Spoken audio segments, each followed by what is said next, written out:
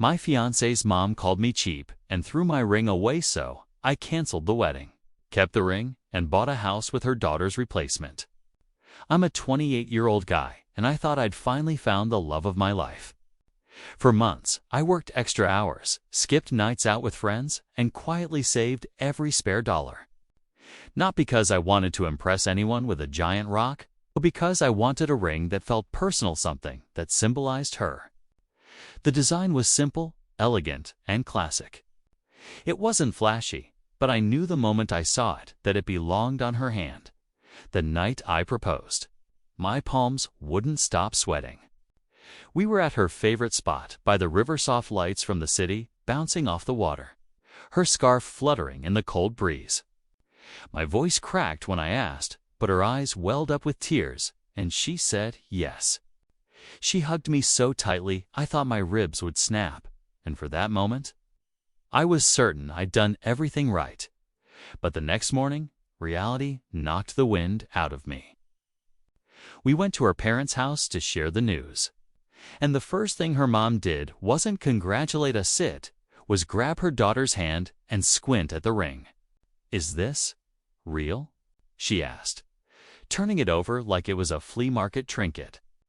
Her dad muttered something about modest choices, and her mom let out a laugh that didn't sound like a laugh at all. I tried to laugh it off, but my chest burned. My fiancée smiled awkwardly and said, "It's beautiful, Mom," but she didn't push back. She just let the comments hang in the air. Like maybe they had a point. That was the first time I noticed the way her family looked at me, like I was trying to punch above my weight. And as I sat there, watching her mom still twisting the ring between her fingers, I felt a pit forming in my stomach. A pit I couldn't quite name yet. The engagement dinner should have been one of the happiest nights of my life. But instead, it felt like I was auditioning for a role I'd already been told I wasn't good enough for. We sat around a long table at this upscale Italian place her mom insisted on. Candles flickering against polished wine glasses, the smell of garlic and butter in the air. I kept trying to smile, to soak it in, but every time her mother opened her mouth, my stomach tightened. She clinked her fork against her glass and announced, "Let's all take a moment to admire the ring." Everyone turned toward my fiancé's hand as she lifted it shyly. That's when her mom leaned in with a smirk. "Is this real gold?" she asked, like she'd just discovered a scratch-off ticket that wasn't worth cashing. The table chuckled nervously. I felt my face heat. A few minutes later, she added, "Don't worry, sweetheart, we can upgrade later. Maybe for your first anniversary. Or after your husband hits it big." She winked at me, and everyone laughed again. My fiancée gave this awkward little laugh too, like she didn't want to make it worse. But she didn't say what I needed her to say. She didn't defend me, or the choice I made with so much care. I kept twirling my fork, pushing pasta around my plate, telling myself this was just typical mother-in-law behavior. Maybe this was how families joked. Maybe I was being too sensitive. But still, there was something about the way she said cheap without saying it. The way her eyes lingered on me like I wasn't enough, that burrowed under my skin. I tried to shake it off, plaster a smile, and toast to the future. But deep down, that pit in my stomach grew heavier. And for the first time, a whisper of doubt crept in. Was I already losing before the marriage even began? If the engagement dinner left me uneasy, wedding planning turned that unease into a full-blown storm. From the moment we started talking about venues, her mom swooped in like she was the actual bride. She brought binders of options, all luxury halls with chandeliers bigger than my apartment. "This is the only place worth booking," she'd declare, tapping the glossy brochures. Ignoring the way my jaw clenched when I saw the price tags, I suggested something smaller. More intimate, rustic vineyard, or even a cozy garden ceremony. But she scoffed. "That's fine for people who can't afford better. My daughter deserves the best." The words stung, But what hit harder was watching my fiancée nod instead of pushing back.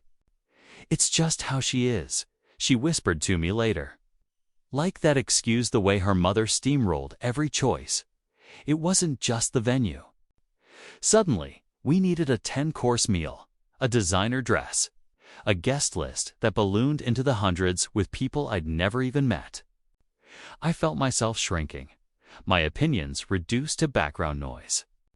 The budget spiraled out of control, and every time I raised concerns, my fiancée brushed them aside. "It's once in a lifetime," she said, while her mom smirked.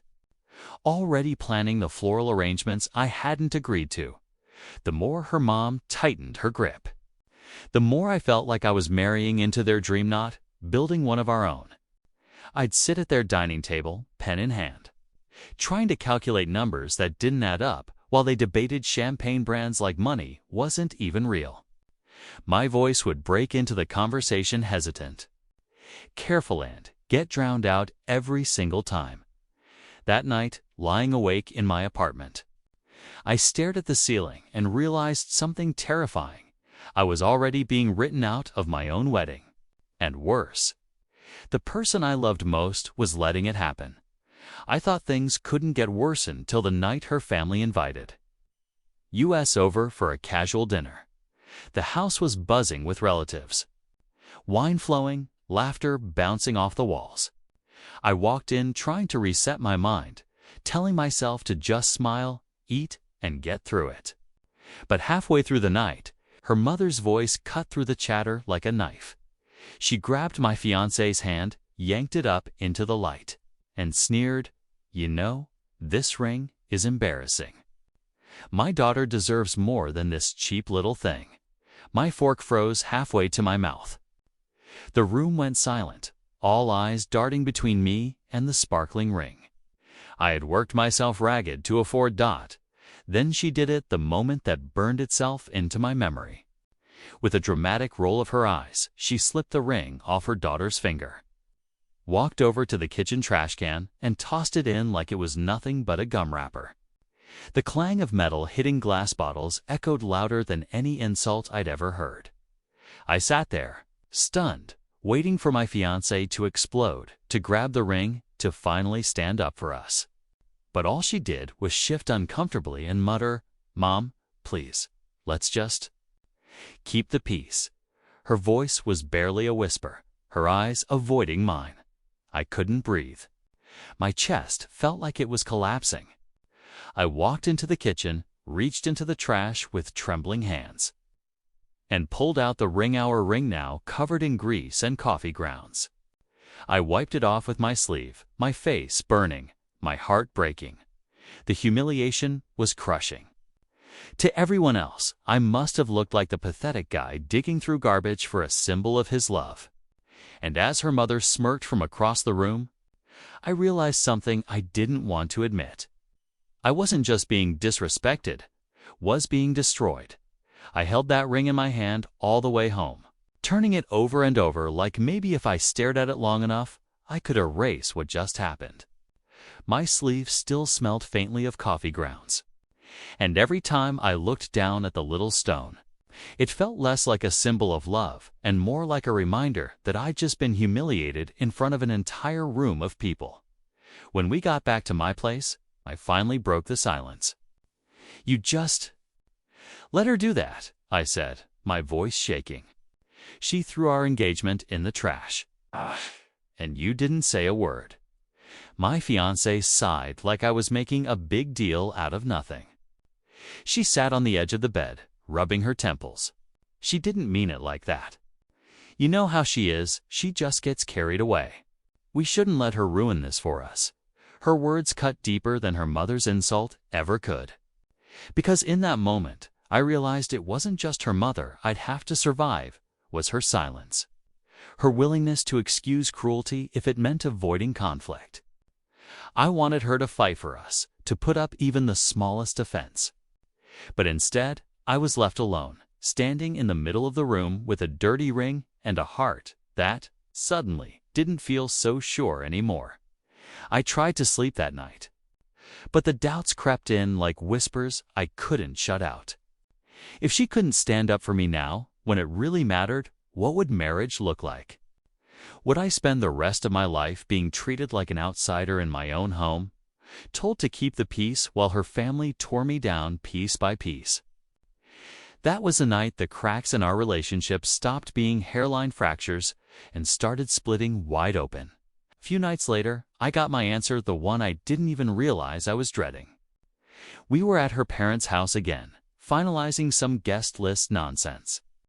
I stepped outside to take a call, and when I came back in, I froze at the sound of voices drifting from the kitchen.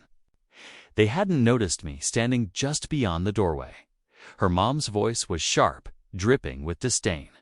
"You could have done better, you know. A man who can actually provide." And then my fiancé's voice. The voice I thought was my safe place. "I know, Mom. I expected more. At least a bigger ring. Sometimes I wonder if I'm settling. What if this is a downgrade for me?" I felt like the floor gave out from under me. Every laugh, every kiss, every whispered "I love you" suddenly felt counterfeit, rehearsed. My stomach twisted as I gripped the wall, trying not to make a sound. Her mom chuckled, smug. "Don't worry. You're young. If it doesn't work out, you can always find someone with more to offer." My fiancée didn't argue. She didn't defend me. She didn't even hesitate. She just sighed, like she was already picturing that someone better. I backed away before they saw me, heart hammering in my chest, the ring in my pocket suddenly heavier than it had ever felt. All this time, I thought I was fighting her mother's judgment alone. But the truth was so much worse. My fiancée wasn't just tolerating it. She agreed with it as I sat in my car outside, staring at the steering wheel. One thought kept echoing in my head, over and over, until it drowned out everything else. She never really chose me at all. I couldn't hold it in. That night, after we got back to my apartment, I shut the door behind us and just blurted it out. "I heard you." In the kitchen, "You told your mom you were settling. That the ring wasn't enough. That I wasn't enough." My voice cracked on that last word. But I didn't care, needed the truth out in the open. Her face froze, then softened into that practiced look she used whenever she wanted to smooth things over. "Babe, no. You misunderstood. I was just venting. You know how stressful wedding planning is." I shook my head, my pulse pounding. "Don't gaslight me." I heard every word. "You called me a downgrade." She rolled her eyes like I was being ridiculous. "You're blowing this out of proportion. Everyone vents to their parents. It doesn't mean I don't love you." She sat down on the couch, crossing her arms, her tone sharpening. "Honestly, this insecurity isn't attractive. You're making problems where there aren't any." The words stung like a slap. I wanted her to fight for me, to say she hadn't meant it, that I was enough. But instead, she twisted the narrative until suddenly I was the irrational one. I was the one being too sensitive. Something in me cracked then. For months, I'd been swallowing insults, brushing off her mother's jabs, convincing myself this was just the cost of being part of her family. But now I realized it wasn't just her mother who didn't see me as an equal. It was her, too. I stared at her sitting there, arms folded, eyes cold. And it hit me like a punch to the chest. The woman I thought I was building a future with didn't respect me. And if she couldn't respect me now, what would our marriage look like? I didn't think I could sink any lower until the next wedding prep meeting at her parents' house. The dining table was covered in swatches of fabric, menu cards, and champagne glasses lined up for tasting. I sat there quietly, trying to take it all in, reminding myself that maybe, somehow, this would all be worth it. But then her uncle leaned over and said, "So, is the groom footing the bill, or should we all pitch in for a real ring?" Laughter erupted around the table like it was the funniest joke in the world. Her cousins snickered, her father shook his head, and her mother smirked like she'd orchestrated the whole thing. I looked at my fiancée, waiting for her to stop it, to tell them they'd gone too far.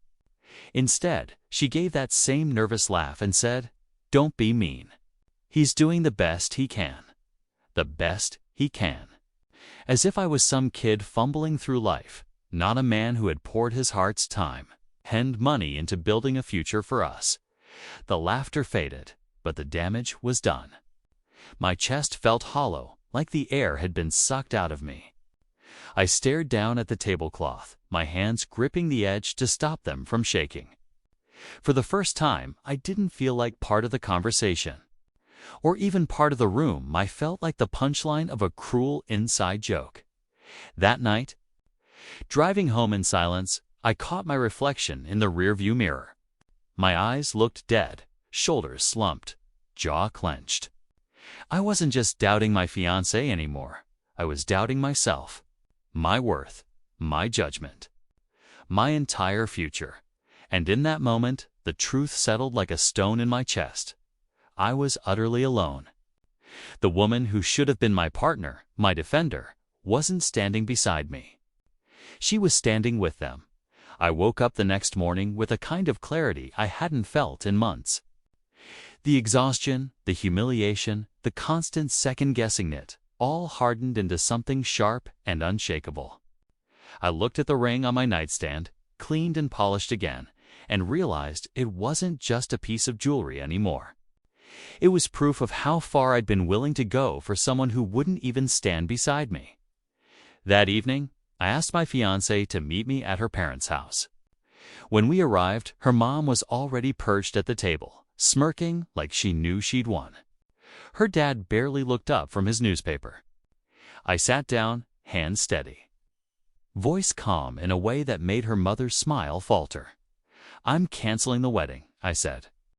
The words felt solid, heavy, but also liberating. My fiancé's face went pale. "What? You can't just—" "I can," I cut in. "And I am. I've tolerated insult after insult, been treated like a second-class citizen in this family. And the one person who should have defended me never did. I won't build a life on disrespect," her mother scoffed. "Figures. Can't handle the pressure, huh?" I pulled the ring from my pocket, held it up between us. "This is mine. I paid for it. It's my money, my property, my closure. You tried to throw it away once. Now, I'm keeping it as a reminder of what I survived." My fiancée reached for my hand, her voice trembling. "Please, we can fix this," but I shook my head. "No, I'm done being the joke at this table. You wanted me to keep the peace. Fine, here it is. Peace for me." And with that, I stood, slipped the ring back into my pocket, and walked out, not just of the house, but out of the life I'd almost let destroy me. The moment the words left my mouth, the room detonated. My fiancé's voice shot up an octave, shrill and panicked. "You can't just walk away. We've already booked everything. People are expecting." Her mother cut her off with a screech. "Pathetic. You're nothing but a cheap little loser, and I knew it from the start." I stood there, stalled on the outside but trembling inside, while they hurled insult after insult. Ungrateful, coward, man-child. My fiancé's father muttered something under his breath, but he didn't intervene, just like always. And that was my breaking point. I didn't argue. I didn't beg. I didn't defend myself anymore. I simply looked at them, memorizing their twisted faces, and said, "You'll never speak to me like this again." Then I turned and walked out. The door slamming behind me like punctuation, the fallout came fast. By the time I got home, my phone was buzzing nonstop. Her cousins called me spineless. Her friends sent walls of texts about how I'd ruined her life. But then, something unexpected. Distant relatives, old college friends, even a coworker who'd heard bits of the story. They messaged me quietly, saying things like, "Good for you." Most people would have caved. One even admitted she'd been through something similar. And reading my decision gave her courage. Of course, the support didn't erase the sting of the criticism. I scrolled through social media posts of subtle jabs, memes about men who can't provide, snide comments about commitment issues. It was humiliating, but it also felt like a test. And for the first time in months, didn't flinch, because buried beneath all that noise was something stronger than their insults. Relief. I had finally drawn a line, and though it cost me a fiancé, it gave me something much more valuable: my dignity. After canceling the wedding, I called every vendor one by one. The florist, the caterer, the DJ, all of them. The refund process was messy, but piece by piece, the money trickled back. I added it to the savings I'd already set aside, and when I glanced at the balance, I realized something ironic. The same money that was supposed to buy me a one-night spectacle with people who hated me could now buy me something permanent. Something mine. Within 3 months, I closed on my first house. It wasn't a mansion, but it had a porch, a backyard, and the kind of quiet that lets you hear your own thoughts. Standing in the empty living room, I held the engagement ring one last time, then tucked it into a drawer. Not as a symbol of love anymore, but as a reminder of what I refused to accept ever again. And life, as it turns out, has a dark sense of humor. Around that same time, I reconnected with someone from work, Rachel, colleague I'd always admired but never crossed lines with. She'd heard bits of what happened and, unlike anyone else, didn't flinch. She listened. She respected me. She looked at me like I was enough exactly as I was. No upgrades required. We started small coffee after late shifts, helping me haul boxes into the new place, but before long, her toothbrush was on my bathroom sink. For the first time in years, I felt what partnership was supposed to feel like: safe, steady, real. The day she moved in officially, I stood on that porch, looking out at the street, and couldn't help but laugh to myself. The same family who called me cheap had no idea their cruelty had paid for my independence, my peace, and now, a future with someone who actually valued me.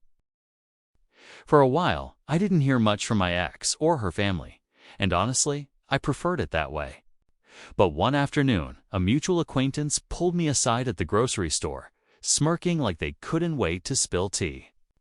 You know, they said, her mom's been telling everyone she dodged a bullet, bragging that you weren't good enough for their family anyway. I just smiled, because what she didn't know made the whole thing almost funny. Months had passed since I walked away, and life had bloomed in ways I couldn't have imagined. The house was coming together, fresh paint on the walls, Rachel's plants filling the windows, laughter echoing in rooms that once sat empty. My career was steady, my savings growing, and for the first time in years, my soul felt light. Meanwhile, whispers trickled back through the grapevine. Her father's business had taken a hit. Bills were piling up. The glamorous wedding they thought they were entitled to never happened, and their perfect daughter had moved back home, bitter and restless. The same people who mocked me for not being enough were suddenly scrambling to hold themselves together. I didn't gloat. I didn't need to, because the truth was sitting right in front of me every night. A home built from my choices. A woman who respected me, and a peace her family could never buy. No matter how big their rings or venues, sometimes I stand on that porch, watching the sun dip below the trees, and think back to that night when her mother tossed my ring in the trash. The humiliation, the sting, the doubt, it all feels like another lifetime now. They called me cheap, but the ring they threw away bought me a future they'll never touch.